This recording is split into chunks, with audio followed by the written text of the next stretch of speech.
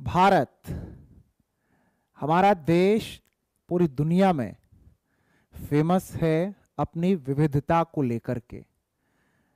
और देखिए मेरे प्यारे साथियों, इससे हम लोगों के मन में कभी कभी यह भी आता है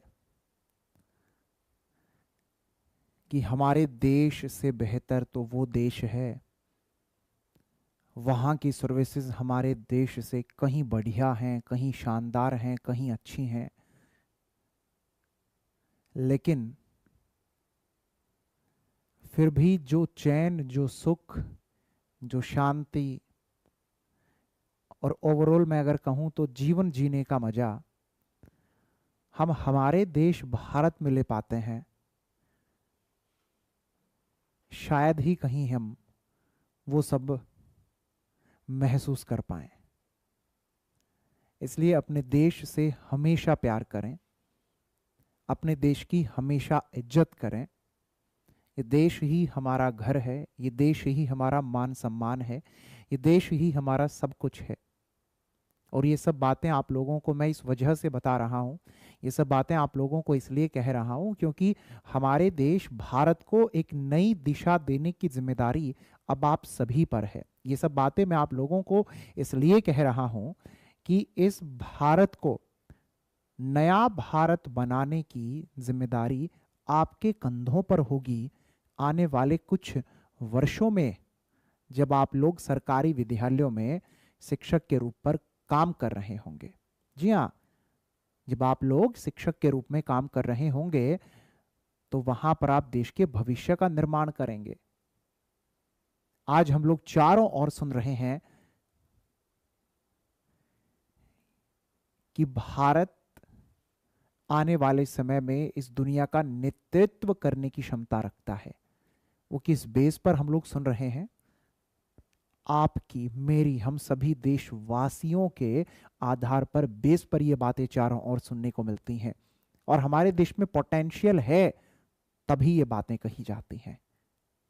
नमस्कार, मैं अजय सिंह खर्ब, स्वागत है आपका टेक्स्ट बुक सुपर कोचिंग पर।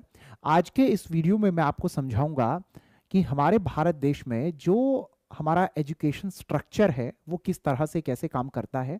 ज़्यादातर बच्चे इसको लेकर के कंफ्यूज रहते हैं और जब पेपर में यहाँ से कोई प्रश्न पूछ लिया जाता है तो मैक्सिमम बच्चे इसका आंसर गलत करके आते हैं। एकदम आसान सी बातें हैं, सिंपल साधारण सी बातें हैं, लेकिन फिर भी गलत कर देते हैं।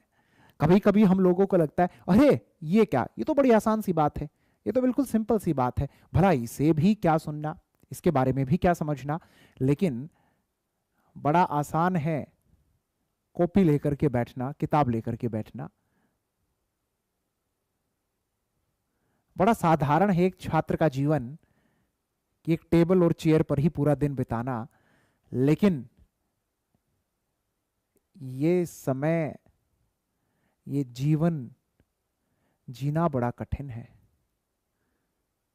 तो हमेशा इस बात को याद रखिए, जो चीजें हमेशा लगे अरे बड़ी सिंपल सी है, इसमें क्या है, ये तो हम कर दें, हाँ, लगता भले आसान है। एक चेयर टेबल लेकर के पूरा दिन बैठना है, सामने किताबें कॉपी रहेंगी, लेकिन ये जीवन इस तरह से जीना बड़ा कठिन है। कुछ प्रतिशत ही बच्चे हैं जो रोजाना इस जीवन को जी पा रहे हैं। कुछ आप में से हैं, कुछ आप में से नहीं है। आइए तो आगे बढ़ते हैं और उन सभी पॉइंट्स पर हम लोग अब ध्यान देंगे जो आप लोगों के लिए जानना बड़ा जरूरी है। और काफी दिन से आप लोगों की ओर से भी ये बात कही जा रही थी कि सर कुछ टॉपिक करवा दो, काफी दिन हो गए हैं, कुछ पेपर के अकॉर्डिंग आपने हमें करवाया नहीं है। तो आइए पेपर के अकॉर्डिंग थोड़ा सा कॉन्सेप्ट को समझते हैं और शुरुआत करेंगे हम लोग समझने की हमारे एजुकेशन स्ट्रक्चर से। जब किसी भी बच्चे का जन्म होता है, शुरुआत हम वहीं से करेंगे। कोई भी बच्चा है और हमारे देश भारत में चाहे कहीं भी उस बच्चे का जन्म हुआ हो, जी हाँ, चाहे कहीं भी उस बच्चे का जन्म हुआ हो, उसके जन्म के तुरंत बाद उस बच्चे को शिक्षा मिलनी शुरू हो जाती है। इस बच्चे को जो शिक्षा मिलती है शुरुआती समय में, हम सभी जानते हैं कि हमने उसे अनौपचारिक शिक्षा कहा है। और यह अनौपचारिक शिक्षा उस बच्चे की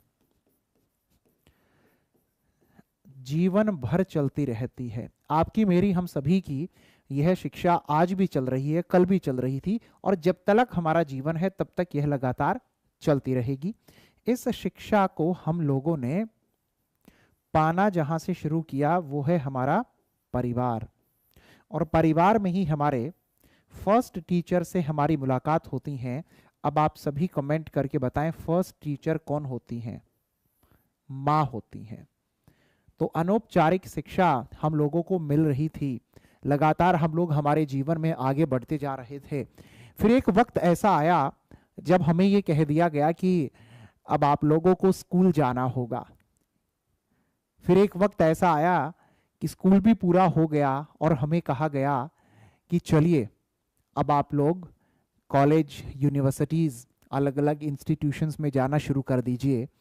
वहाँ से भी हम लोगों ने अपनी एजुकेशन पूरी कर ली जितनी करनी थी। फिर हमें कहा गया कि चलो अब कुछ व्यवसाय काम अपना करना शुरू करो जिससे कि कुछ आमदनी हो सके, जिससे कि जिम्मेदारियां पूरा करने के लिए, घर चलाने के लिए दो चार कुछ पैसा कमा करके लेकर के घर पे आओ।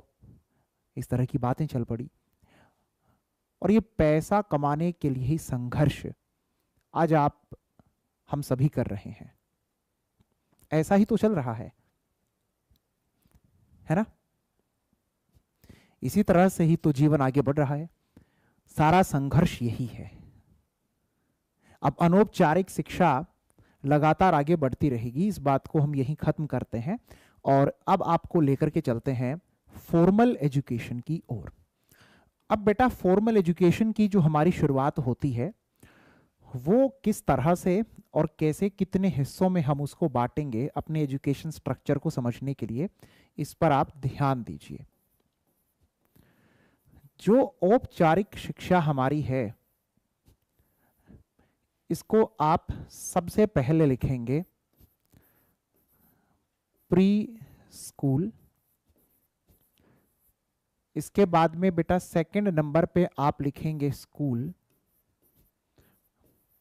और थर्ड नंबर पे आप लिखेंगे हायर एजुकेशन, उच्च शिक्षा। बहुत सारे बच्चे हैं वो गलती कर बैठते हैं, उनसे कहा जाता है कि आपने स्कूल जाना कब शुरू किया, तो कहने लगते हैं अरे मैं तो नर्सरी क्लास में था तब स्कूल में जाने लगा था। मैं स्कूल में जाने लगी थी जब मैं 4 साल की थी। इस तरह से बातें करते हैं और यहीं से पहली गलती हमसे बन जाती है। आप लोग स्कूल शब्द जब कभी भी सुनेंगे, स्कूल शब्द से आप लोगों को हमेशा याद रखना होगा फर्स्ट स्टैंडर्ड को। याद रख लीजिए इस बात को। लगभग बच्चों से ये गलती बनती है, लगभग बच्चे ये गलती करते हैं। बेटा, जो आप लोग अपनी ये नर्सरी केजी वाली जितनी भी क्लासेस जिए हो, ब्रैकेट में बंद करके लिख रहा हूं, सर हम तो LKG में जाते थे, सर तो हम UKG में जाते थे, है ना? ये सब कुछ बेटा आपका प्री स्कूल होता है। ये सब कुछ आप लोगों का प्री स्कूल होता है। जब आप लोगों के सामने स्कूल का जिक्र होगा तब आप हमेशा फर्स्ट क्लास का ही जिक्र करेंगे। अब आपको क्लियर हो गया प्री स्कूल और स्कूल, इन दोनों में डिफरेंस है क्या आखिरकार? अब इससे आगे आप लोग बढ़ें तो ये आई हायर एजुकेशन। बेटा, हायर एजुकेशन आप लोगों की रहती है जब आप लोग अपने कॉलेज, यूनिवर्सिटीज में जाना शुरू कर देते हैं और वहां जाकर के आप लोगों को जो शिक्षा मिल रही होती है, ये आप लोगों की हायर एजुकेशन है। इन तीनों में ये डिफरेंस है, प्री स्कूल, स्कूल और हायर एजुकेशन। अब पूरा स्कूल का जो हमारा स्ट्रक्चर है उसको डिटेल में आप लोग जान लीजिए कि फिलहाल किस तरह से अभी तक चल रहा था और अब आगे वो NEP 20 के हिसाब से कैसे चलेगा, दोनों आप लोगों को बताते हैं। अभी तक की जो व्यवस्था है बेटा वो कुछ इस तरह से चल रही थी कि सबसे पहले जो बच्चा है वह प्री प्राइमरी सेक्शन में जाता है, उसके बाद वह बच्चा प्राइमरी सेक्शन में पहुंच जाता है, आफ्टर दैट वह बच्चा अपर प्राइमरी सेक्शन में पहुंच जाता है और फिर वह बच्चा सेकेंडरी में आता है और इसके बाद वह बच्चा सीनियर सेकेंडरी में आ जाता है।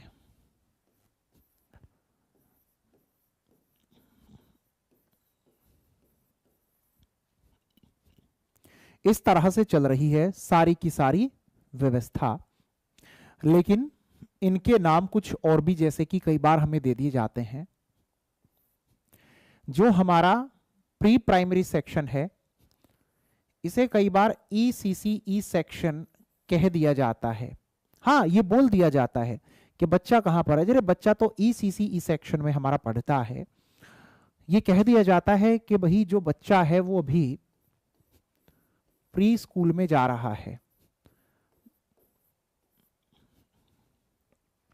प्राइमरी में हमारी जो आती हैं वो पहली कक्षा से लेकर के 5वीं कक्षा आती हैं। इसके बाद बेटा हमारी 6ठी कक्षा से लेके 8वीं कक्षा तक अपर प्राइमरी होती हैं। ये जो अपर प्राइमरी वाला सेक्शन है इसे मिडल लेवल भी कहा जाता है, याद रखिएगा। इसके बाद जो ये हमारा सेकेंडरी आया, ये 9th और 10th हमारी हो चली हैं और ये 11th और 12th जो हैं ये हमारी सीनियर सेकेंडरी आ गई। अभी तक कुछ इस तरह से व्यवस्था चल रही थी। इस व्यवस्था में बदलाव होगा। आप लोग पिछले कुछ समय में ये देखते सुनते हुए आए हैं कि अरे बच्चे ने 17 साल में 12वीं कक्षा पास कर ली, 18 साल में उसने 12वीं पास कर ली, और उस बच्चे ने 16 साल का था तब पास की। अरे वो जो बच्चा है उसने तो 19 साल का था तब पास की, है ना। इस तरह से हम लोगों ने देखा कि सभी एक सेम लेवल पर नहीं थे। एज वाइज जो हमारे सेक्शंस थे वो होमोजेनस नहीं थे, उनमें हम लोगों को काफी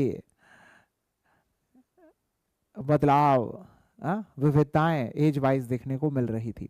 अब चीजें बदल रही हैं, अब चीजें बदल रही हैं, और जो चीजें बदल रही हैं आपको उनके हिसाब से चलना है, उनके हिसाब से आपको सब कुछ याद रखना है। अब सब कुछ जो बदल चला है वो कुछ इस तरह से होगा, सारा का सारा सिस्टम NEP 20 के हिसाब से, और यही आपके लिए अब जानना जरूरी है। इसके अकॉर्डिंग बदलाव हमारे सिस्टम में हो चले हैं। जैसे कि प्रीवियस एकेडमिक स्ट्रक्चर को जो 10+2 का था खत्म कर दिया गया, और जो हमारा नया सिस्टम है उसमें हमें कहा गया कि जिस सबसे नीचे आपकी फाउंडेशनल होगी, उसके बाद प्रीपरेटरी होगी, फिर मिडल होगी और फिर सेकेंडरी होगी। आप लोग ये देखें कि 9वीं कक्षा से लेके 12वीं कक्षा तक अब एक ही लेवल बना दिया गया है जिसे हम लोग सेकेंडरी कह रहे हैं।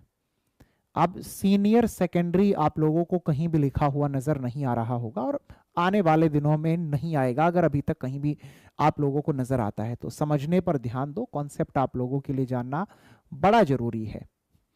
जो बच्चे कॉन्सेप्ट पर ध्यान नहीं देते हैं अभी, फिर बाद में उन लोगों को बड़ी परेशानी होती है, और जब बाद में उनको परेशानी आती है तब वो फिर हाथ जोड़ते हैं ईश्वर अल्लाह के सामने, अरदास करते हैं, मिन्नतें करते हैं। तो अच्छा है, अभी आप लोग आपसी बातें छोड़कर बेटा अगर पूरा ध्यान अपना क्लास में बना करके रखेंगे तो ये चीजें बड़ी आसान लग रही हैं, लेकिन जब पेपर में आती हैं तो गोला भरते हुए हाथ कांपते हैं, कहीं गलत ना हो जाए। ऑफलाइन पेपर अब DSSS लेता नहीं है। DSSS वाले पेपर तो अब सारे CBT मोड में ऑनलाइन होते हैं। तो यहाँ पर तो जब ऑनलाइन आंसर देते हो, उस कंप्यूटर स्क्रीन पर जब आप लोग अपना आंसर देते हो, तब वो माउस के ऊपर हाथ कांप रहा होता है कि नेगेटिव मार्किंग है, कहीं गलत ना हो जाए। तो जब आप लोगों को बताया जाता है तो ये आपसी बातें, जो आप लोगों की इधर उधर की बातें, उनके अलावे इधर आ जाएं, ठीक है। चलिए, अब बेटा जो फाउंडेशनल लेवल है हमारा, उसे बताया गया कि आप 2 हिस्सों में बांट दोगे। जब 2 हिस्सों में बांटा जाएगा तो सबसे पहले कहा गया कि आपकी आंगनवाड़ी, प्री स्कूल और बाल वाटिका आएंगी। तो यहां बच्चा बाल वाटिका 1, बाल वाटिका 2 और बाल वाटिका 3 में होगा। तो अब बच्चे जो प्री स्कूल है एजुकेशन उनकी, वो 3 वर्षों तक ले रहे होंगे, ठीक है। और यहां पर बच्चों की एज होगी 3 साल से लेके 6 साल तक। उसके बाद में बच्चा जब इन तीनों कक्षाओं को पास कर लेगा तो वो फाउंडेशन स्टेज में ही रहेगा, अभी वो फाउंडेशन से ऊपर नहीं गया है। लेकिन आप ये देखिए कि प्री स्कूल भी यहीं पर आ गया है, ऑलराइट, और इसके साथ स्कूल वाला स्ट्रक्चर भी यहीं से शुरू हो गया है। आपके पेपर में आपको प्रश्न बना करके देगा कि हमारे जो ये 4 अलग अलग लेवल हमें दिए गए हैं, इनमें से कौन सा ऐसा लेवल है जिसमें प्री स्कूल और स्कूल दोनों लेवल हमारे आ जाते हैं, जिसके अंदर प्री स्कूल और स्कूल दोनों लेवल हमारे आ जाते हैं। उस लेवल के बारे में बताइए, तब आप कहेंगे कि वो एक अकेला फाउंडेशनल लेवल हमारा होता है। डायरेक्ट आप लोग रट चुके हैं इन चीजों को, लेकिन वो आप लोगों को जब घुमा करके प्रश्न देगा तब आप लोगों को सही आंसर करना होगा। अब स्कूल वाला यहां पर जो होगा हमारा बेटा, वो 2 साल होंगे। प्री स्कूल के आपके यहां 3 साल बीते, स्कूल के आपके यहां 2 साल होंगे। क्लास आपकी फर्स्ट और सेकंड इसमें ही होंगी, और यहां बच्चा 6 वर्ष से लेके 8 वर्ष तक रहने वाला है। इस तरह से यहां पर ऐसे सारी व्यवस्था हमारी चल रही होगी। जब फाउंडेशनल लेवल को बच्चा पार कर लेगा, 6 से 8 वर्ष उसने यहां पर अपना बिताया, तब वह पहुंचेगा प्रीपरेटरी लेवल पर। और प्रीपरेटरी लेवल पर जब बच्चा होगा तब वह बच्चा प्राइमरी सेक्शन में होगा, अपर प्राइमरी में होगा, मिडल पर, या फिर प्री प्राइमरी पर कहां पर होगा। ये पहली से दूसरी जो हमारी कक्षा है, फर्स्ट और सेकंड, ये स्कूल कहां से शुरू होता है, फर्स्ट क्लास से। तो प्राइमरी के जो आप लोगों के सेक्शन है वो शुरू हो चले थे फाउंडेशनल से, लेकिन यहां पर सिर्फ फर्स्ट और सेकंड था। थर्ड, फोर्थ और फिफ्थ प्रीपैरेटरी में आप लोगों की आ रही हैं। ये प्राइमरी सेक्शन आप लोगों का रहेगा। याद रखिएगा, तीसरी, चौथी और 5वीं कक्षा बेटा यह होती है जो कि 8 वर्ष से लेके 11 वर्ष तक का बच्चे का समय रहता है। इसके बाद हम लोग जब आगे बढ़ते हैं तो हमारे सामने फिर बेटा 2 लेवल और आते हैं।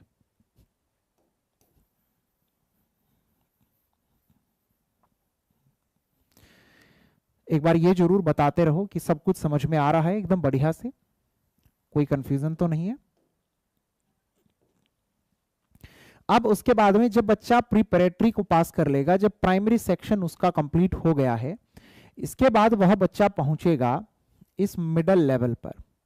अब आप देखें यहां पर मिडल लेवल का इस्तेमाल किया गया है, यहां आप लोगों को अपर प्राइमरी नहीं दिया गया है, जैसा अभी थोड़ी देर पहले मैं आप लोगों को समझा रहा था। इसको मिडल लेवल कहा गया है। मिडल लेवल आपकी बताई गई कि कक्षा 6ठी 7वीं और 8वीं रहने वाली है।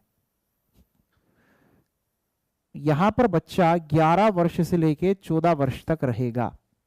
11 to 14 यहां पर बच्चा रहने वाला है। यहीं पर आप लोगों को रोकूंगा, यहीं से आपके पेपर में आपको एक प्रश्न बना करके दिया जाएगा और देखते हैं कितने ही बच्चे अब मुझे यहां पर सही जवाब देने का काम करेंगे। बहुत लंबे समय से आप सभी रटते आ रहे हो आरटीई एक्ट 2009 को, है ना। आरटीई एक्ट 2009 में यह कहा गया है कि 6 ईयर से लेके 14 ईयर तक के जितने भी बच्चे हैं उन सभी को हम फर्स्ट क्लास से लेके और 8th क्लास तक फ्री एंड कंपल्सरी एजुकेशन देने का काम करेंगे। फ्री एंड कंपल्सरी एजुकेशन देने का काम करेंगे। ऐसे ही हो रहा है, इसी तरह से चल रही हैं बातें। आप मुझे अब ये बता दीजिए, according to NEP 2020, according to NEP 2020 RTE act के अकॉर्डिंग कौन से लेवल, कौन से सेक्शन हमारे रहेंगे? जवाब सबकी ओर से आना चाहिए। बच्चा फर्स्ट क्लास में कहां पर आ जाता है और 8th क्लास में जब वो है तब वो कहां पर है? पहली और दूसरी कक्षा में जब बच्चा है तो वो फाउंडेशनल लेवल पे है, और जब वो 8वीं कक्षा में पहुंच रहा है तब वह मिडिल लेवल पर है। तो बेटा फाउंडेशनल लेवल से लेकर के मिडिल लेवल तक बच्चा पहुंच रहा है, सिर्फ इन 3 लेवल पर हमारा आरटीई एक्ट 2009 काम करता है। फाउंडेशनल लेवल के भी फर्स्ट और सेकंड में ही। फाउंडेशनल लेवल पर जो हमारा प्री प्राइमरी एजुकेशन का सेक्शन है, ये आरटीई एक्ट 2009 के अंतर्गत नहीं है। इसका भी आप लोग ध्यान रखिएगा। अब जो कई सारे बच्चे कह रहे थे ये तो रट लिया सर, ये तो हमें लेकिन आप लोगों को जिस तरह से एक पॉइंट निकाल करके यहां पर मैं भी बता रहा हूं एग्जाम के पॉइंट ऑफ व्यू से, इतना गहराई में जाकर थोड़े ना पॉइंट्स को पकड़ा होगा।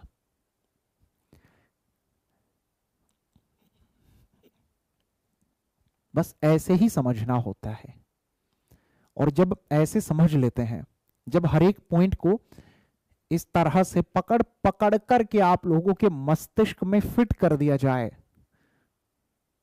तो तब भी लगेगा क्या कि तैयारी बेहतर नहीं हो सकती है।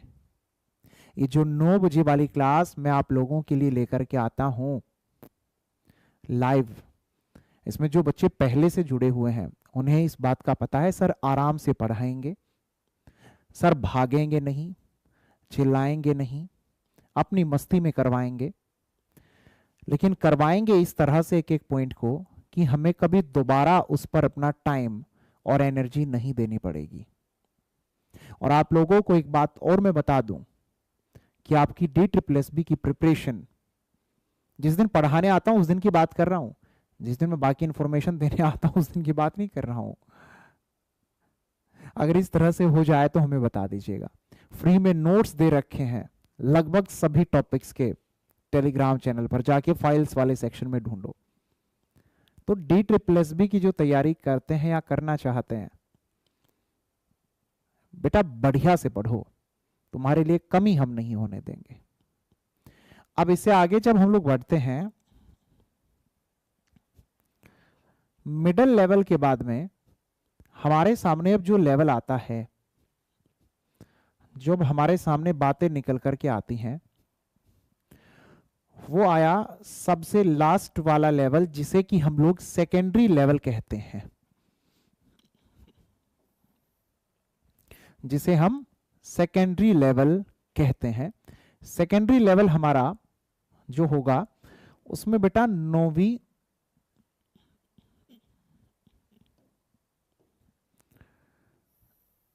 से लेके 12वीं तक की व्यवस्था की गई है। और यहां पर बच्चों की एज भी आपको बता दी गई है कि 14 टू 18 रहनी चाहिए। अभी तक 9वीं और 10वीं को सेकेंडरी और 11वीं और 12वीं को सीनियर सेकेंडरी कहा जा रहा था, लेकिन अब सेकेंडरी ही इस सेक्शन को नाम दे दिया गया है। एक और अपडेट मैं आप लोगों को दे दूं कि अभी तक सेकेंडरी लेवल के लिए कोई भी टेट नहीं होता था। सीटेट की खास करके मैं बात कर रहा हूं। सीटेट आपका 2 ही लेवल पर था, पहली से 5वीं के लिए और छठी से 8वीं के लिए। 9वीं से 12वीं के लिए कोई सीटेट नहीं था, बट एनसीटीई और सीबीएसई दोनों काम कर रहे हैं। एक नया सीटेट आप लोगों के लिए होगा, आने वाले दिनों में आप लोगों को देखने को मिल जाएगा। 9वीं से लेके 12वीं कक्षा तक के भी जो फ्यूचर में अब शिक्षक बनना चाहते हैं उन्हें भी पहले सेकेंडरी लेवल वाला जो सीटेट है वो पास कर लेना होगा। और ये आसान नहीं होगा, एक बढ़िया लेवल इसका बनाया जा रहा है। तो सीटेट का एक पेपर और आने वाले दिनों में हुआ करेगा, और अच्छी बात है, अच्छी बात है, कुछ गलत नहीं है। लेवल नंबर 1 और 2 वाले जब दे रहे हैं तो इन लेवल नंबर 3 जो अगला लेवल होगा उनको क्या दिक्कत है, उनको भी देना चाहिए। सभी एक लेवल पर आए, और एनईपी 20 में तो ये बात कह दी गई है कि सबके लिए है, मैंडेटरी है, होगा ही होगा। अब ये आप लोगों का स्कूल का बेटा हमारा जो स्ट्रक्चर है आप लोग जान ही चुके हैं, समझ चुके हैं। इनके बाद में हमारा एक जो अगला लेवल होता है जिसे कि आप सभी ने जाना हुआ है, आप सभी ने देखा हुआ है, आप सभी वहां पर गए हैं, वो होता है हमारा हायर एजुकेशन का सेक्शन। तो सभी लिखें हायर एजुकेशन। स्कूल की शिक्षा आप लोगों की कंप्लीट हुई ना। चलो अब हायर एजुकेशन में आपको लेकर के चलते हैं। हायर एजुकेशन आप लोग अपनी पाते हैं जब आप अपने कॉलेज में जाते हैं, किसी भी इंस्टीट्यूशन में आप लोग जब अपना जाते हैं, है ना। देश की अलग अलग हमारी यूनिवर्सिटी हैं,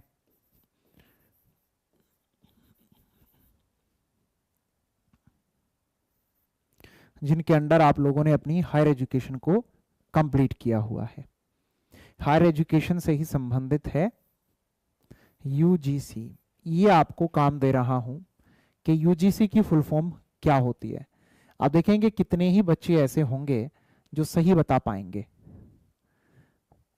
यूजीसी की फुल फॉर्म क्या होती है। अच्छा, आप लोगों ने अपनी जो हायर एजुकेशन की हुई है बेटा वो कौन सी यूनिवर्सिटी से की हुई है? अपनी यूनिवर्सिटी का आप लोग नाम जरूर बताइए। एक और प्रश्न मेरा आप लोगों से, आपने देखा होगा कि कई सारे बच्चे ऐसे होते हैं जो कि रिसर्च वर्क करते हैं,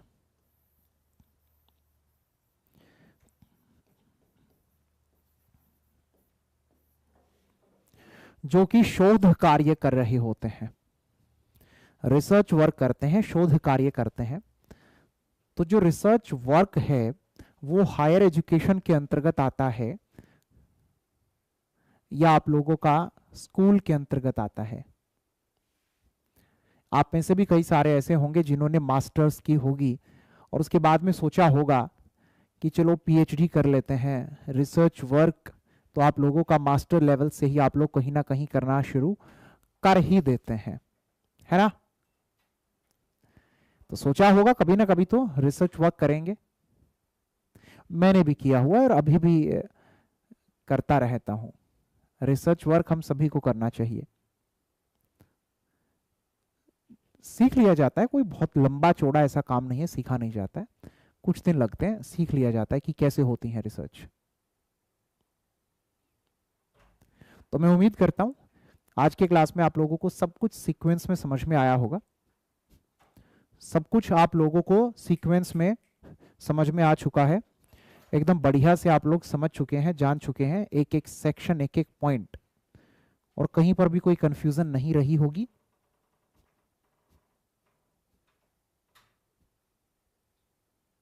बहुत बढ़िया। अब आप लोगों को एक काम में जो यहां पर दे रहा हूं बेटा, वो अगला काम ये है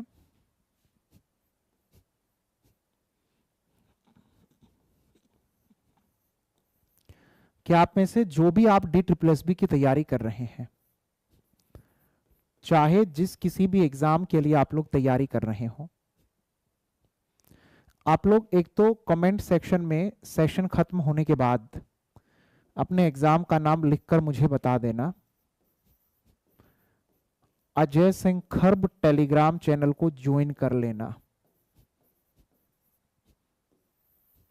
इस टेलीग्राम चैनल पर आपको आपके सभी एग्जाम से रिलेटेड अपडेट्स मिलते रहेंगे।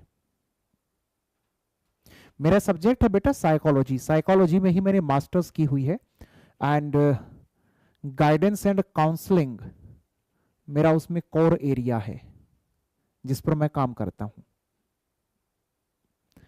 तो अगली क्लास यानी कि कल करेंगे मुलाकात, इसी तरह से कोई एक नया टॉपिक समझेंगे। शिक्षा जगत से जुड़कर राष्ट्र निर्माण में सहयोग करने के लिए आप सबका प्रेमपूर्वक धन्यवाद। खुश रहें, स्वस्थ रहें, अपना रखें ख्याल, क्योंकि आप हैं खुश, आप हैं बेहतर, आप हैं शानदार, तो फिर पेपर भी हो जाएंगे पास।